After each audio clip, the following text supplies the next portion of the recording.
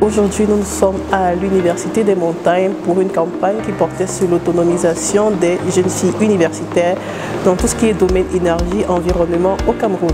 L'initiative en elle-même vient de l'organisation internationale 3E4Africa, qui est notre partenaire, qui a décidé de vraiment autonomiser, empower toutes ces jeunes filles-là qui font dans toutes ces filières qui sont énergie, environnement. Alors le but, c'était de les mettre en avant, qu'elles puissent voir des experts, des femmes qui ont déjà un bon background, qui ont déjà roulé leur bosse, on va dire, dans le domaine, pour qu'elles puissent s'inspirer d'elles et qu'elles sachent que ce qu'elles font compte et qu'elles ne doivent pas se cacher aux yeux du monde et qu'elles doivent présenter leur travail. Aujourd'hui, nous avons présenté un thème qui était la valorisation des déchets pour la protection de l'environnement.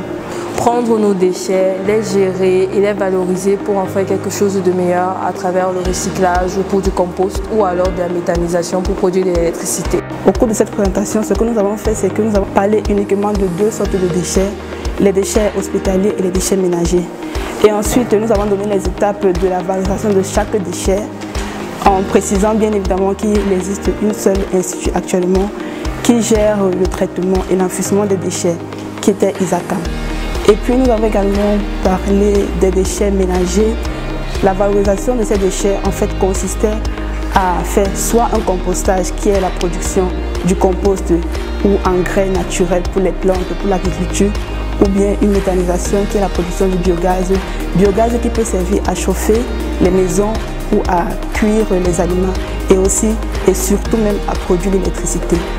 Notre thème ce matin portait sur la fabrication du compost pour redonner vie à notre environnement.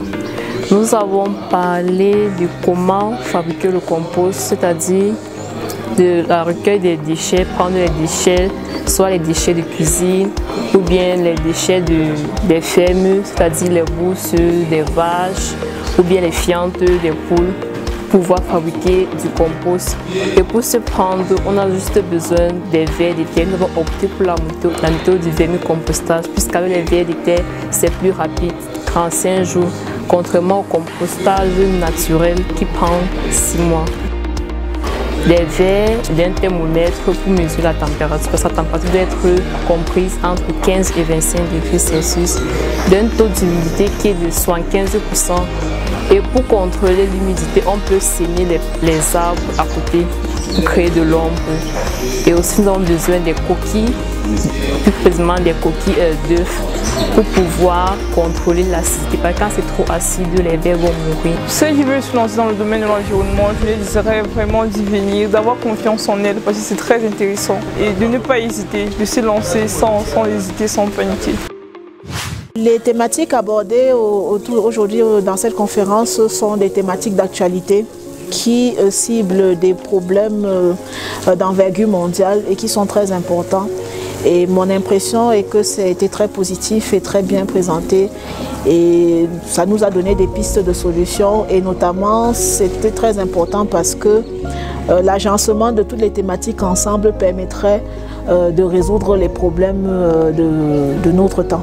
Nous pensons que ce sont des thématiques porteuses qui méritaient vraiment de percer l'abcès dans la mesure où il fallait donner des outils pédagogiques ou alors des orientations aux jeunes filles de ce qu'elles doivent impérativement prendre conscience de leur potentiel. Cette conférence arrive à point nommé de mon point de vue dans la mesure où dans notre contexte, les femmes ou bien les jeunes filles très souvent et même les étudiants en général sont formés à des métiers qui certes sont des métiers d'avenir mais n'ont pas toujours l'opportunité d'avoir des cadres à travers lesquels ils peuvent véritablement cerner les enjeux et les perspectives liées aux emplois dans lesquels ils souhaiteraient s'engager. Ce fut une rencontre vraiment importante.